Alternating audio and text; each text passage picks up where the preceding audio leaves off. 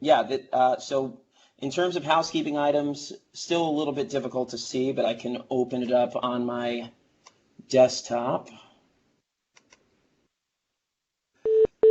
Is this better?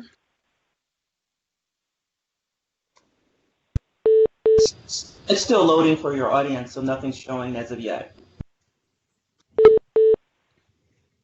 Sorry. Yeah, so it is a little bit difficult to see, Carly. There's also some beeping in the background. So again, if everybody can mute their phones. But just some housekeeping stuff. So the session is being recorded, which I think that you can all see at the top of your screen. One last time, again, if you can please mute your phones or whatever devices you're using to call into this call. We will be taking questions in the chat box, which you can see on the right side of your screen. If you ask at the beginning of the call, don't think that we've forgotten about you. We do wait until about the last 10 or 15 minutes of the call to have all questions answered. Yeah, everything will just get answered at the very end. A survey will be sent at the end of this call to all attendees. So keep an eye out for that. It will be coming from my email address. And last but certainly not least, please enjoy yourselves on the call. So to introduce our speakers, while we wait for the deck to get back up on the screen, first we will have Maurice Brewster. Maurice is the founder and CEO of Mosaic Global Transportation. He'll be speaking on a variety of topics today. And then secondly, we have Caitlin Gomez, the head of corporate travel partnerships with Lyft. They're going to be talking about a variety of topics. Certainly not limited to this, but some of the topics that they'll be going over are the new normal for forms of ground transport, domestic travel data, traveler sentiment, and then, like I said, we'll have a Q&A with them for about 10 or 15 minutes if we have the time at the very conclusion of the call. And as a reminder, anything that we don't answer on this actual call, we will answer via email or in the chat or however will be best. And of course, one last thing to mention is the recording of this call will be posted on the GBTA forum section on the GBTA website. Last but certainly not least, before I pass the microphone over to Maurice, is our organizational team, which we kind of just came together organically with a desire to discuss the return of travel. So missing today are Carmen Smith, who's been our moderator on the first two calls and asked me to step in for her due to a scheduling conflict, who's senior travel manager for travel and events at ICF. Andrew Wilcox, manager travel Europe and Asia for ICF. My name is Charlie Grappone. I'm Director of Sales New York City for Citizen M. Roman Neumeister, Travel and Global Security with World Bank. Kathy Rigby with Travel Risk and Safety at the CFA Institute. Tanya and Carly are both on this call. Tanya's the Purchasing Associate for ICF and Carly the Travel and Events Assistant for ICF. Dawn Rapoli and Deanna Worrell for GBTA, as well as Shane Downey with GBTA. I don't think anyone from GBTA is on the call today that wanted to jump in and speak briefly. Okay, so without further ado, we will pass it over to Maurice. Thanks so much, Charlie. I appreciate the opportunity to be a part of this phenomenal group and to just share some information from where I sit. First and foremost, again, you indicated I'm the CEO and founder of Mosaic Global Transportation. We are a limousine and ground transportation company specializing in transportation to corporate travelers. We, of the past 6 or 7 years, have spent a lot of energy and effort in moving employee shuttle, which is very unique out here in Silicon Valley. And our company is 18 years old. My beautiful wife, Rhonda, is the president of the company, and together we run 114 employees with 98 actually vehicles in our fleet. What I wanted to talk to the group about was just from my perspective where we stand with this new normal. What is the new normal? And it seems to be changing on a regular basis The next thing I wanted to talk about was just some statistics that came out about business travel. By the way, whoever is controlling the slides, you are a phenomenal Vanna. Thank you. I'm doing my best. You're doing a great job. You're keeping right up with me. So I just wanted to give some statistics about, what business travel looks like from out here in the best coast, I'll say. How's that? The West Coast. Then talk a little bit about how we do some collaboration. Interesting things are happening in our industry, and talk a little bit about that, mergers and acquisitions. Unfortunately, some folks just aren't going to be able to make it at the end of the day when our economy reopens. Talk about the things that I absolutely have to do, we have to do, in order to help jumpstart hospitality and get people comfortable again about traveling. And then the last thing, I want to talk a little bit about the second wave. And the second wave meaning that in the fourth quarter or somewhere around there, everyone's expecting the second wave of the coronavirus as well as the flu.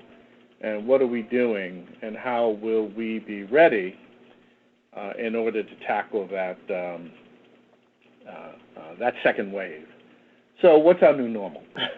97% of all business travel has been canceled. That is a number that I'm sure is dated. It's come from San Francisco Business Travel Association out here in California. I'm sure that number has increased. We are all under a shelter in place, and that shelter in place for California is, depending if you're in Northern or in Southern California, is either going to be ending this week, moving that some degree of opening up of the economy, of California's economy, is going to happen June 1st. And if you're in Los Angeles, that date is going to move to sometime in July, and it's going to ebb and flow. But Los Angeles has been hit harder than the Bay Area with the Corona-19 viruses. That's happening. All conventions canceled, and this is a staggering number. According to SF Travel, 30 events in Northern California have been canceled, amounting to just over $556 million of business. Completely canceled. No business happening. They report as of today that there have been a whopping 5 new conventions booked in San Francisco, 2 of them for 2020, 2 for 2021, and 1 for 2024. As I speak to how it's affected my business, we handle hundreds of transportation requests, reservations on a daily basis, moving just over 1,000 people a day. And as of March 19th, those hundreds of cancellations came through at within 5 or 6 days. So our business has gone from hundreds of reservations taken on a daily basis to 0. We only have one client that is still operating, and that's because that client is doing something. I don't know what it is, and they won't tell me what it is, but they're doing something for the United States, and that one customer has remained open, and thank God we, as an essential business out here in California, we've been servicing that one particular client. But the biggest new normal is fear. As I talk to my fellow operators here in the Bay Area, as I'm a part of and on the board of the Greater California Livery Association, and I talk to some of my friends and affiliates around the country, they're absolutely uncertain about what the future is going to hold for them. And they're not certain if they can hold out until 2021, when at some point in time in 2021 we start seeing what the new normal looks like. But there's a lot of fear going on inside the business of ground transportation. Short distance, right? But we have so what's bigger, the width of it, or we have some phenomenal people within the industry that through the National Limousine Association and through associations around the country, including the Minority Limousine Operators of America, where we are meeting on a weekly basis to just talk through these issues and concerns and trying to figure out what it is that our new normal will be as we open back up. And that's going to happen over the next few weeks to a month. Business travel in 2021, there was a poll done. I think you all might know about that poll. Over 100 corporate travel managers were asked the following questions. What do you think about business travel for 2020 or 2021? 31% of them said, I'm pessimistic about anything happening the remainder of 2020. 40% said that they would be somewhat expected to see some business back in 2020, fourth quarter. 16% said, I'm not even going to speculate. 10% predicted things will get back in 2022, and 3% just said, I don't have the slightest idea. The uniqueness of what we have to do from a ground transportation point of view is we have to make people feel safe. And the things that we're doing to make people feel safe, which could be the dividers inside our vehicles, it could be how we are sanitizing the vehicles. I sure as heck am praying over every vehicle because I want to make sure that our drivers and our passengers we're moving them from point A to point B safely. But you know, the reality of it is that we've had to make a whole lot of changes, not only in our business. I mean, now today, we are monitoring everyone that comes into our building. Everyone is being temperature checked. We're making sure that we're asking the key critical 5 questions. You know, have you been exposed to anyone with COVID? Do you have a fever? Do you have any respiratory issues? What about coughing? Are you having any problems from a diuretic point of view? Because those are some of the early symptoms of an indication of somebody that could be ill. If any of the answers to those questions are yes, then we're sending the employee home. And we are encouraging them to shelter in place, to quarantine themselves for the 14 days that the CDC is requiring, and if anything happens from a symptoms point of view, we're asking them to go directly to a hospital. We're changing everything inside the building, and that's difficult to go from having a big staff to taking that same big staff and having 6 feet of social distancing. But nonetheless, we're doing that. We're controlling the entrances and exits, so everyone comes in one door, everyone exits another door. You know, obviously reducing the touch points, that's going to require a major investment in what we do and how we do it in the company, but we're committing ourselves and committing the dollars to make that happen. But the biggest thing that I found that we needed to do, not only from our internal clients, but our external clients, is that we just need to over-communicate. We need to let our employees know that we're doing everything possible to keep them safe and that we have no intentions of putting them in harm's way. So if we can get the employees comfortable with the processes that we're putting in place in order to have the environment safe, then we're communicating with our clients. And we're telling our clients what it is that we're doing. We are getting feedback from our clients that are asking us to do some additional things. And some of the things that you wouldn't think that we would do with, from a ground transportation point of view, or taking that responsibility, is we're now monitoring the passengers that are getting in the vehicles.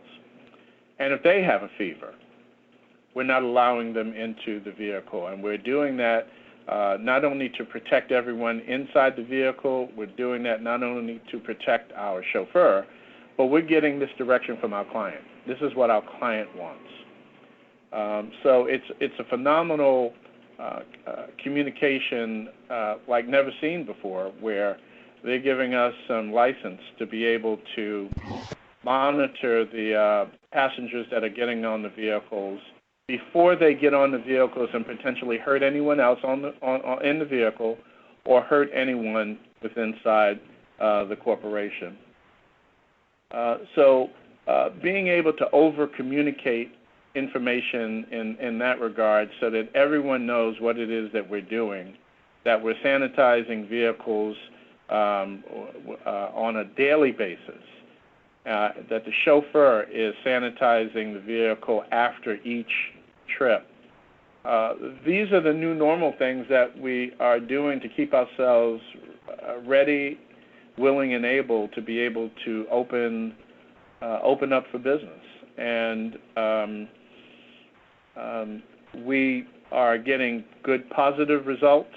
We manage relationships with the top 15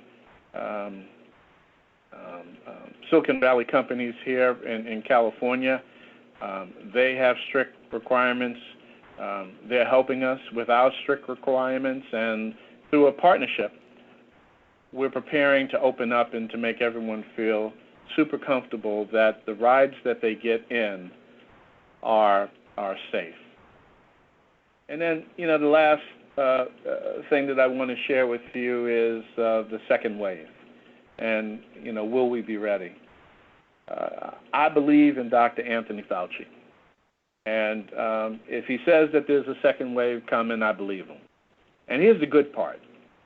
If there is a second wave or not a second wave, the things that we are doing today to protect everyone from a COVID-19 situation has got to, in my mind, help us from a flu situation, because we weren't doing any of this stuff years past to protect the driver or the passengers or sanitizing the vehicles. We were cleaning the vehicles just fine, but to the point where we are actually bringing in sanitization equipment and sprayers and making sure that the germs are killed. We do those things now for what we're doing from a COVID point of view. It's got to help us, in my opinion, for when the flu comes. So I believe that all of these extra precautions that we are putting in place from a ground transportation point of view, from a luxury ground transportation point of view, is going to help make the client feel comfortable, the guests feel comfortable inside the vehicle, and to let them know that we have done everything we can to make sure that your ride is safe. The dividers we're putting up, we are looking into getting certified by GBAC. GBAC is a phenomenal organization. It's been in business forever, and they actually certify companies and organizations in how to sanitize vehicles. We are going through the process of getting that certification from GBAC so that we can not only show to the next level degree of what we're doing to keep people safe, but also from an expert in the sanitization of buildings and equipment and now planes and vehicles. the extra step that we're doing in order to keep people safe. We also now have decided that just in case something crazy happens and our passenger lost their face mask or forgot their face mask, which these days I think it's hard to do, but just in case that does happen, we even are going to provide kits inside the car that will be individually wrapped so that we can give that to our clients inside the vehicles so that they can protect us and we can protect them. With all of those things, that's how we're preparing for opening back up in business and making sure that every ride that we provide and every ride within our industry is done with the safest and safety in mind. And with that, Charlie, I'll throw it back to you. Maurice, thanks so much for explaining all the changes. I mean, amazing to see that in addition to your normal day-to-day, all of the added changes that you guys are making at Mosaic, truly phenomenal, and I love your positivity. So thank you so much for adding to this discussion. Maurice, I do see that you have a couple of questions in the chat, but I will ask that you mute your line from now, but don't go anywhere because we will get to the questions that I'm seeing here. So please don't go anywhere, my friend. But for now, we are going to pass it over to Caitlin Gomez with Lyft. Caitlin, take it away. Hi, Charlie. Can you guys hear me? Yes, we can. Awesome. Well, I feel like I'm back at home at GBTA because even though I am head of corporate travel partnerships for Lyft, I spent the previous 4 years working at GBTA on the new business development team. And prior to that, I'm a travel agency gal. I think I still wear that hat, even though now I'm at Lyft, because that's how I was raised in this industry, starting at Travel Leaders and then at HRG, which is, of course, now Amex GBT. So I've spent a lot of years in this industry. And what I do know is that if any industry is resilient, it is ours. And while I have to say that I do agree with the majority of what Maurice was saying, and I think that's a great kind of level set for where we are, I would like to take a little bit of a more optimistic view and talk about the future. So rather than focus on kind of where we are today and where we've been, I think, I'm respectful to the best coast being the West Coast, but I'm the East Coast and we are East Coast strong. And I actually born and raised in New York City. I now live in Queens. So I am in the epicenter of the epicenter of the epicenter. And it sometimes feels like I am a leper when we go anywhere or attempt to go anywhere. So I have attempted to go nowhere and I'm still in my apartment pretty much since the beginning of March. So, and have been living and breathing COVID. So I kind of want to talk about what I'm seeing in the environment and looking ahead towards what we can do to move forward. Because I think as this industry knows way too well, we weather all storms. We do it seasonally and we do it when big events happen, and we always get through it, and we always get through it stronger together. And I think that's kind of how I choose to look at things. So my next slide is good news. So what is the good news, Caitlin? It's COVID. We're all inside. We haven't been outside. We can't hug our friends or our family, and I get it. But if you look at trends and you look at data, so an interesting note about myself is that I actually started when I was 18 at Stanford Bernstein, which became Alliance Bernstein, on the institutional equity trading desk. And I've always trusted numbers. I've always trusted data. When I get too emotional, that's the thing that kind of pulls me back down to earth and, makes me, gives me comfort, I should say. So if you look at the past week, really travel data has started to show that we really begin to recover and we have hit our bottom from our lows, right? So stocks like Expedia, Hyatt, Marriott, they were all climbing this week. And it was on the enthusiasm of a broader economic recovery, right? And all of the new developments coming in the race towards a vaccine. So a number of states, as they continue to take steps to reopen their economies, Americans really do seem eager to resume their normal lives. I don't know how many people were out and about for Memorial Day weekend, but I'm known for my walks. I try to take one every single day. And there were definitely people out, but they were being smart. They were being safe. They did have on masks. Again, I'm in New York, so this is my perspective, but I did see that people were trying to resume their lives in their new normal, right? And trying to figure out what that means. So even though there was no specific news out on these travel stocks, they were still higher. Why is that? It's because our sector, we're extremely sensitive to the macroeconomic climate that's around coronavirus. So not just things that are affecting us directly, but things that are going on in the industries around ours.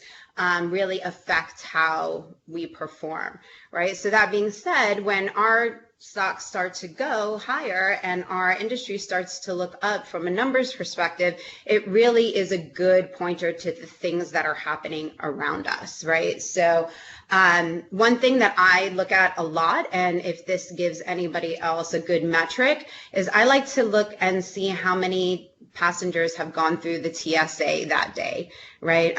My good friend David Lim over at the TSA is always, preaching to me that those numbers are so important.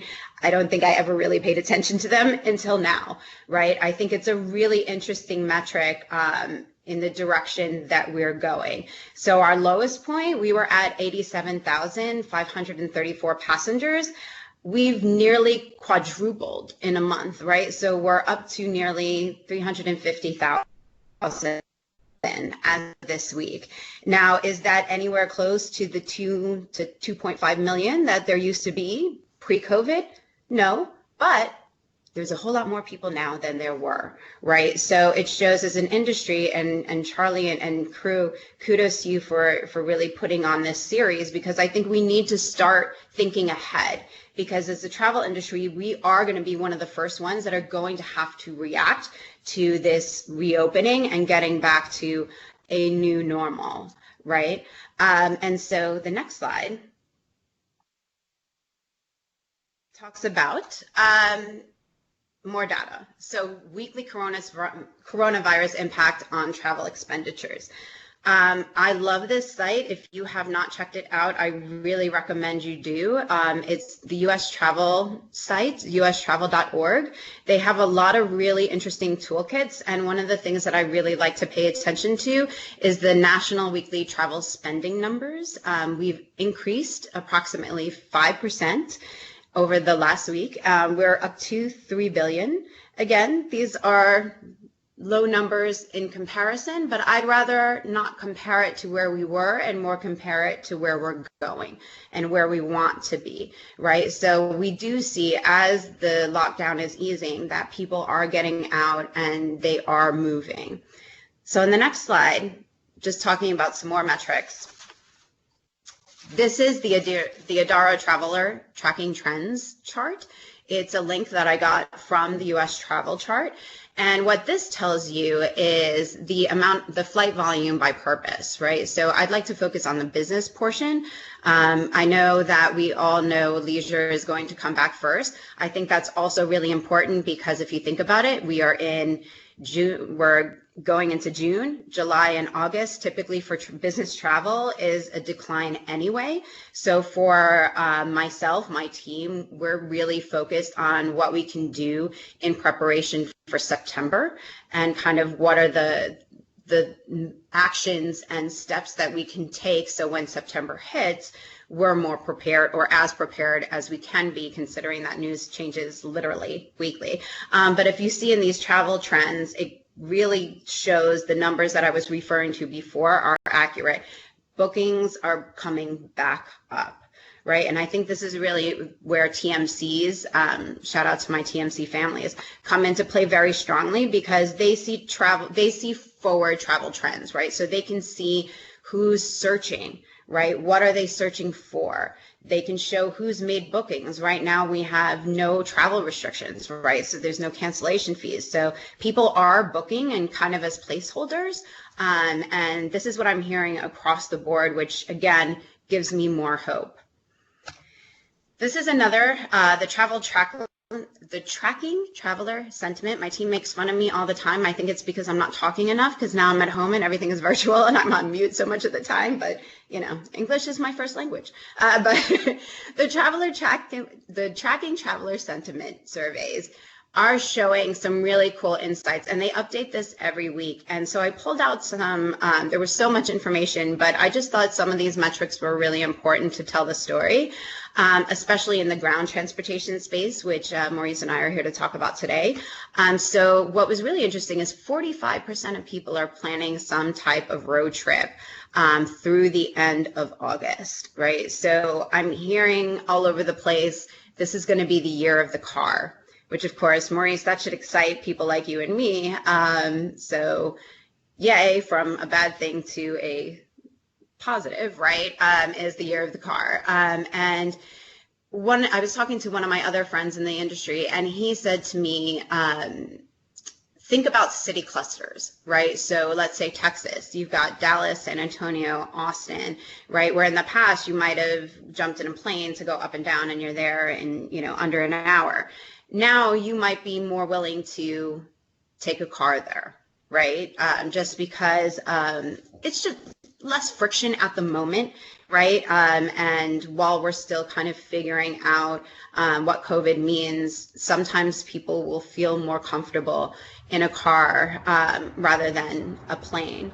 But so another interesting metric that I thought really kind of showed the environment that we need to be thinking about in an industry is that millennials and Gen Z travelers are showing higher levels of excitement to travel rather than baby boomers. So I'll just be perfectly honest, I am over 40. So I'm like that right in between. You know, we didn't grow up with the cell phone on our hip, but we definitely have grown up in the technology space.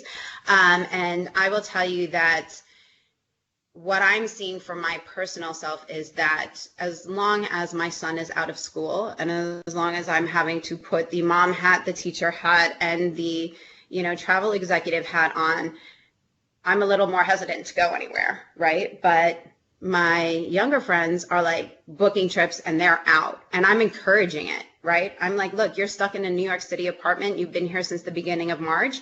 If you have the means to get out and just change your landscape and change what you look out the window all day, have at it, right? And so I think you're seeing a little bit more of that, but it'll be interesting as things continue to open how these tracking traveler sentiment surveys kind of change and reflect the new norm. And then lastly here, I think it's important to show how important safety is. And I have a whole bunch of stuff I'm going to talk about on safety, but just really interesting metrics here. Crew disinfecting an airplane, 63.6% said that made them feel more comfortable, right? Temperature checks, 56%, right? So clearly safety is resonating, and that's where in my opinion, we really need to lean on as an industry to get people to feel comfortable inside our products. So next, we did kind of an informal survey, and so I thought it would be kind of cool to share it here. We asked a group of about 30 travel buyers, what is most important to you as you look to restart your travel program? And again, this is totally informal, but what was number one, again, supplier safety procedures. So I can't stress how important it is for us to get out in front of our travelers and tell them every single step we're doing. If you're doing something in one city and not the other, let people know. You know, you're thinking about doing something, ask people, would this make a difference? Would this make you feel more safe? You know, I never see a problem with over communicating. My poor team probably says I call them way too much, but I think you can't make decisions in a vacuum. And if you don't know what is on people's minds, then you can't help fix it. Right. So, of course, number two, state and federal regulations, the Dr. Fauci, who I think we should put in a bubble until we get through this, and actually way past we get through this, so that we can continue getting great information. I agree with Maurice. And then third was employee comfort level and company policy. Right. So I think there's a lot of concern that I'm hearing, at least, that people want to make sure that their employees feel safe going back to work, right? And what can they do to make their employees feel comfortable going back to the office? And so as many people as can stay home, that want to stay home, probably should. And those who are able to and want to go back to the office, and we can create a safety around that, we should probably think of that as well, right? And then what I thought was interesting was the lowest one was better tools to track the spread and the vaccine. Only 4% said that was important to them. So that was kind of like a real wake up to me, that people are leaning back less on technology and more on the humanistic approach to it, right? What's going to make me as a person feel safer? And it's protocols, procedures. What can I see? What can I feel? What can I touch, right? So because I'm here to represent my side of the industry, I think Maurice did a great job on the limousine side. So I'll talk a little bit about how rideshare is responding. And let's go to the next one. So we're really leaning in towards supporting our communities. So we are very blessed that we have the ability to pivot. And so we switch from focusing on getting our travelers to the airport to getting our essential workers and our first responders where they need to go. And that includes the goods and services that come with it, right? So rides to grocery stores, pharmacies, doctors, nurses. I think this is a great show of strength from our industry and shows how much we really care about the communities that we are a part of, right? And for those of you that don't know, I actually founded GBTA Ladders, which is our first mentor program within the travel industry. If you don't know about it, this is my plug because it's my baby, but also it's a great way to be a part of the travel community and also learn how you can get involved at the local level within your community, and helping us get out of this faster will get us out of this faster, right? And just to have a group of people, especially in a time like this, I don't want to be flippant when I say that this industry has been devastated. The amount of people that we know that have been furloughed or lost their jobs or, laid off, took pay cuts, right? Or expected to do 10 people's job as one person while being a parent, whether it's dogs, children, whatever, the stress on our community cannot be overlooked. And I think having other people that are going through it too has been really helpful for me. And so I encourage you to get involved with whatever you can, not just now when you need it, but in the future, so that next time something happens, you have a support system that you can rely on. And the next one, we talk about, is safety and support. So as you know, millions of rides happen every single day. So it's our job to make sure that we make people feel as safe and as comfortable as possible. So I just want to share an anecdotal story of myself. So I have Crohn's disease, and because of that, I am immune suppressed. I'm on medicine that suppresses my immune system. And I actually had to go for an infusion yesterday. And so because of that, I have probably been a little bit more sensitive to moving around than other people. And so I'm one of the lucky few that lives in New York City, but also has a car. So because I've had a car, if I have had to go anywhere, I've been lucky enough to take my own vehicle, which from an immune suppressant standpoint really was, especially at the spike in New York, it was the smart, prudent thing to do.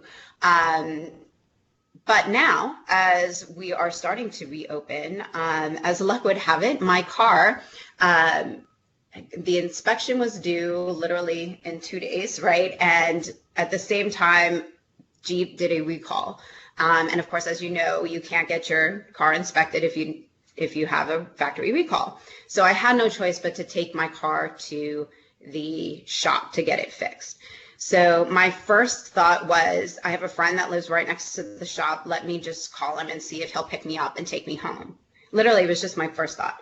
And so I get there, takes a little bit longer than I thought because it is a car workshop and stuff happens. And then so I call him when I'm done and he's no longer available to come get me. And so he was like, well, why don't you just wait? And I'm like, well, wait on the corner of Long Island City. Like, nothing's open. There's no restaurants. There's no nothing. I'm just not going to, sit on the stoop. Like, no, I have meetings to get to. And I was like, wait a minute, silly. You work for a transportation company. Like, what are you doing? Like, clearly you have solutions. So I opened up my app and I called a Lyft. Literally 2 minutes, my Lyft came.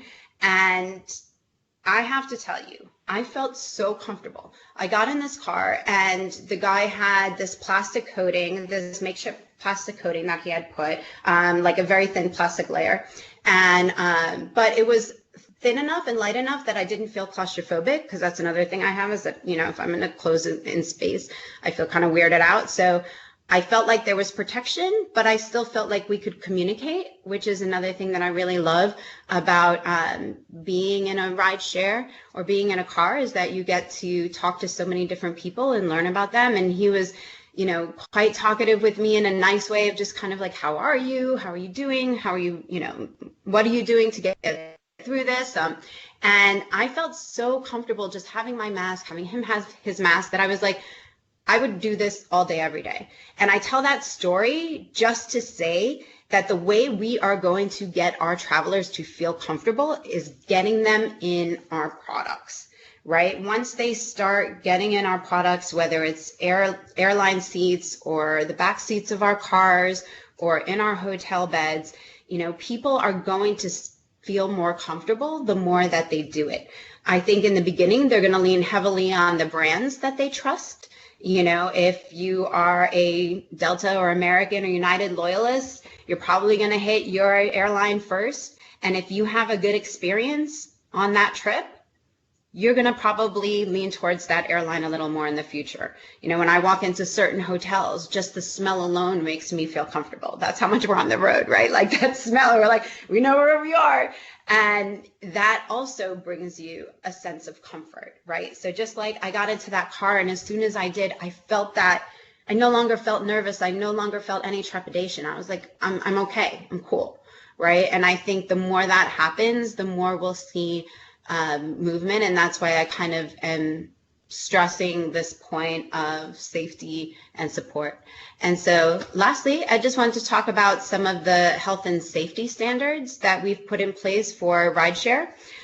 So as you know, we're part of the gig economy. So we have to handle things in certain ways. And I think we've really set a good health and safety standard for our industry. There's self-certification process, there's a commitment to health that we ask in order to use Lyft. As Maurice said, face coverings will be required. And then we have tools in our apps that will help you feel more safe within your ride. And then we're providing as many cleaning supplies and masks for drivers as we can. Next one. This is just, and I wish this was a little, oh, it worked. Okay, good. I couldn't get it to work before, but this is just a little GIF that shows you what the in-app experience is like with our health and safety tools. And again, because we are an on-demand product and people have us in our phones, this is the best way to communicate with our riders and drivers. And lastly, I just want to leave everyone with this note. Oh, geez, I almost forgot. Sorry. Commute solutions. So when it comes to what's going to happen next with offices, commute, ground. So I live in New York City. I used to take the mass transit subway every day to the office. I'm not so sure when I'm going to feel comfortable doing that again. Right. And that's no disrespect to the MTA. They are doing a great job now cleaning the trains, probably the first time ever. And I, as I said, grew up in New York, so I was practically born on a subway. But right now, it's not a place for someone like me.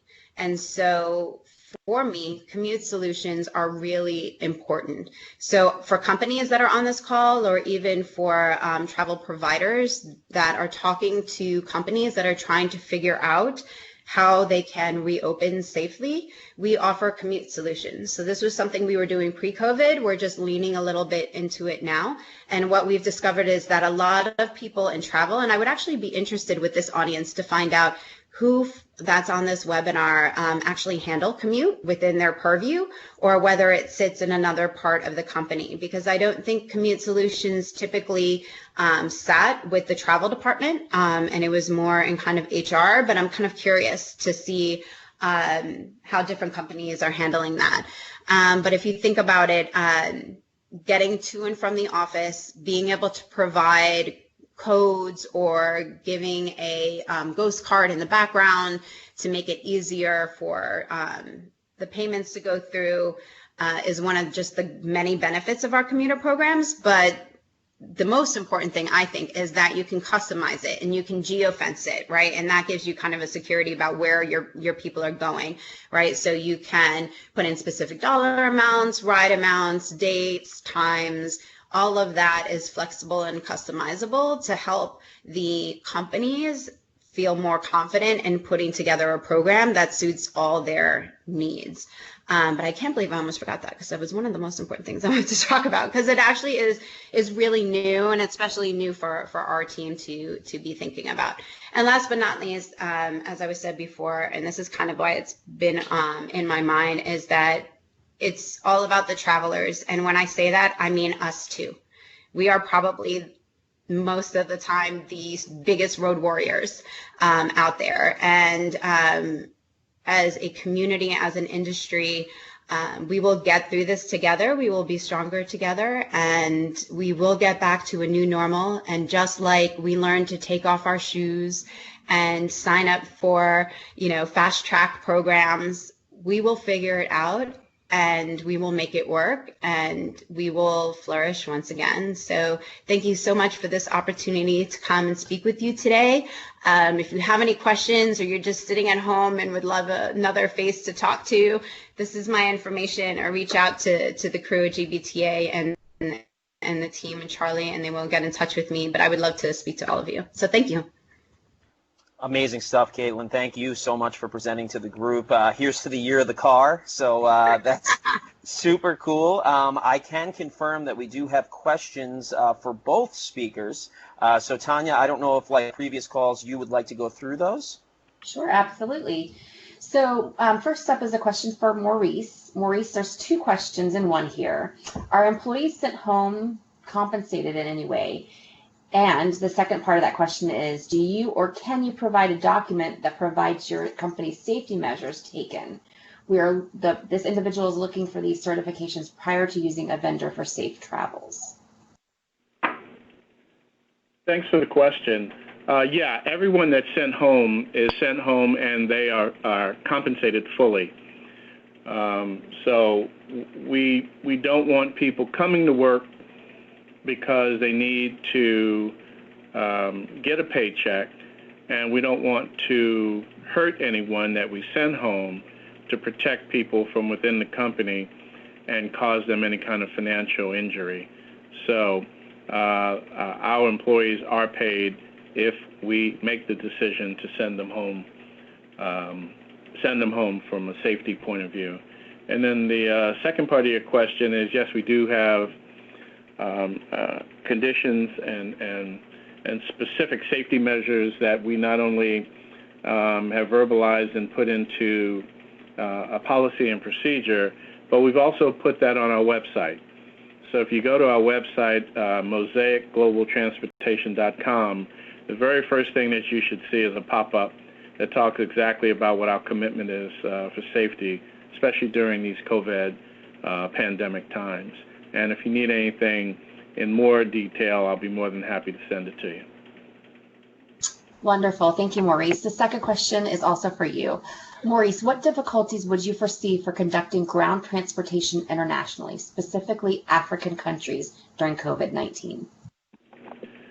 The only difficulties that I could see are the people that are not tied in with the National Limousine and the International Limousine Association, where we are all bonding together to commit to a level of safety in travel. So the only difficulty, other than the fact that no one can travel internationally these days until the later phases are opened up, the only difficulty I could see is someone that is a rogue provider of ground transportation services that is not subscribing to what our member companies are subscribing to as far as from a safety point of view. That would be the challenge that I would have in traveling to any place, not necessarily only African countries, which I am an African American, but anywhere internationally with companies that are not subscribed to the highest level of providing safe and secure transportation services. Perfect, thank you. And this is a question, a general question, both for Caitlin and for Maurice. How are drivers trained to manage situations where a customer refuses to wear a mask? Caitlin, did you want to answer that question first? Hi, yes, thank you for the question, because I think it's a very prudent one. So both drivers and riders have the capability to cancel the ride if they feel uncomfortable in any way without penalty, right? Without any cancellation fees or without it going against their rating. But I do want to say, in addition to that, that our anti-discrimination policies are still strongly in place, and discrimination of any kind is not tolerated on our platform. And I think that's super important when talking about comfort level, if that helps. Caitlin, Maurice, did you want to answer that question as well? Yeah, I'm in the boat with Caitlin, and we're rowing in the same direction on this answer. What I will say is that how we manage a situation like that is the chauffeur is the captain of the ship. The chauffeur is responsible for getting the passenger and him or herself from point A to point B safely. And if the chauffeur feels unsafe about a trip, the chauffeur has the ability to cancel the trip and politely ask the customer to exit the vehicle. Again, we are providing masks for customers that may have forgotten them, but if a customer just flat out says, I don't want to wear a mask, then that customer is not caring much about the safety of the driver inside the vehicle, and we will not tolerate that at all. Thank you. I think those are all the questions, and Charlie, we're almost out of time, so I'm going to kick it back to you. Sounds good, Tanya. Thank you so much. Just, with only 3 minutes to spare, I mean, we finished in a perfect amount of time. I want to thank both the entire committee that worked with me to organize these calls, as well as Caitlin and Maurice. I honestly don't think that we could have had two more insightful speakers. So thank you guys so much for joining us. Two reminders for all people still remaining in the call. Number one, this call is recorded. It will be posted in the GBTA hub, so that should happen really any day now. And then most importantly, to end off this call is we are constantly looking to all of you to decide what we want to discuss on our future calls. These calls are bi-weekly. We do send a survey after every single one, with the first question being, what would you like the next topic to be discussed? So don't be shy. If you have any questions for Maurice or Caitlin, I believe they did both provide their contact information, so don't be shy about that either. And we'll see you all on our next call. Stay safe and have a great one. Thank you.